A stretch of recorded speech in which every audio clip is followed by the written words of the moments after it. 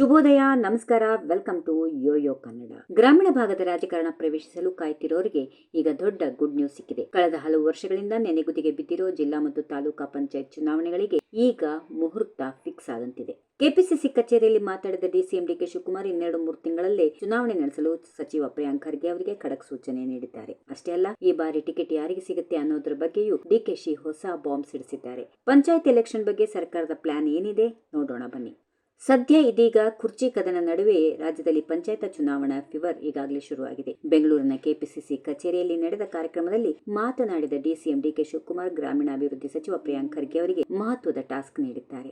ನ್ಯಾಯಾಲಯದಲ್ಲಿರುವ ಮೀಸಲಾತಿ ಸಂಕಷ್ಟಗಳನ್ನು ಶೀಘ್ರವೇ ಬಗೆಹರಿಸಿ 2-3 ತಿಂಗಳಲ್ಲೇ ಎಲೆಕ್ಷನ್ ನಡೆಸಲು ಸಜ್ಜಾಗಿ ಎಂದು ತಿಳಿಸಿದ್ದಾರೆ. ಇದರಿಂದಾಗಿ ಸ್ಥಳೀಯ ಮಟ್ಟದ ನಾಯಕರಲ್ಲಿ ಈಗ ಹೊಸ ಸಂಚಲನ ಮೂಡಿದೆ. ಇದೇ ವೇಳೆ ಟಿಕೆಟ್ ಆಕಾಂಕ್ಷಿಗಳಿಗೆ ಡಿಕೆಶಿ ಖಡಕ್ ಎಚ್ಚರಿಕೆ ನೀಡಿದ್ದಾರೆ. ನೀವು ಸಿದ್ದರಾಮಯ್ಯ ಅಥವಾ ಶಿವಕುಮಾರ್ ಹಿಂದೆ ಎಷ್ಟು ಪ್ರದರ್ಶನ ನೀಡಿದ್ರೂ ಪ್ರಯೋಜನ ಇಲ್ಲ. ಯಾರು ಬೂತ್ ಮಟ್ಟದಲ್ಲಿ ಪಕ್ಷಕ್ಕಾಗಿ ಬೆವರು ಸುರಿಸುತ್ತಾರೋ ಅವರಿಗೆ ಮಾತ್ರ ಚುನಾವಣೆಯಲ್ಲಿ ಸ್ಪರ್ಧಿಸಲು ಅವಕಾಶ ನೀಡಲಾಗುವುದು ಎಂದು ಘೋಷಿಸಿದ್ದಾರೆ. ಬೆಸ್ಕಾಂ ಮತ್ತು ಆರೋಗ್ಯ ಸಮಿತಿ ಸದಸ್ಯರಿಗೆ ಹೋರಾಟದ ಜವಾಬ್ದಾರಿ ನೀಡಲಾಗಿದ್ದು, ವೀಕ್ಷಕರ ನೇತೃತ್ವದಲ್ಲಿ ಎಲ್ಲವನ್ನ ಮಾನಿಟರ್ ಮಾಡಲಾಗುತ್ತೆ ಎಂದು ತಿಳಿಸಿದ್ದಾರೆ. ಪಕ್ಷದ ಸಂಘಟನೆ ದೃಷ್ಟಿಯಿಂದ ರಾಜ್ಯಾದ್ಯಂತ ಬರೋಬ್ಬರಿ 100 ಕಾಂಗ್ರೆಸ್ ಕಚೇರಿಗಳನ್ನು ಕಟ್ಟಲು ಪ್ಲಾನ್ ಮಾಡಲಾಗಿದೆ. ಈಗಾಗಲೇ 70 ಕಚೇರಿಗಳ ಕೆಲಸ ಮುಗಿದಿದ್ದು, ಮೈಸೂರಿನಲ್ಲಿ ಭವ್ಯವಾದ ಕಾಂಗ್ರೆಸ್ ಭವನ ನಿರ್ಮಾಣದ ಹೊಣೆಯನ್ನ ಸ್ವತಃ CM Siddaramaiah ಹೊತ್ತುಕೊಂಡಿದ್ದಾರೆ.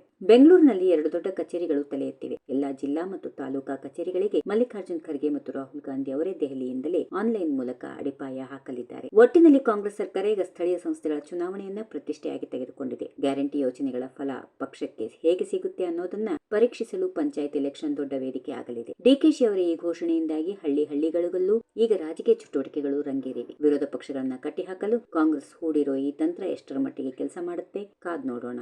If you like this video, ಬೇಗ ಲೈಕ್ ಮಾಡಿ, ಕಾಮೆಂಟ್ ಮಾಡಿ, ಶೇರ್ ಮಾಡಿ ಹಾಗೂ ಯೋಯೋ ಟಿವಿ ಕನ್ನಡವನ್ನು ಸಬ್ಸ್ಕ್ರೈಬ್ ಮಾಡಿ.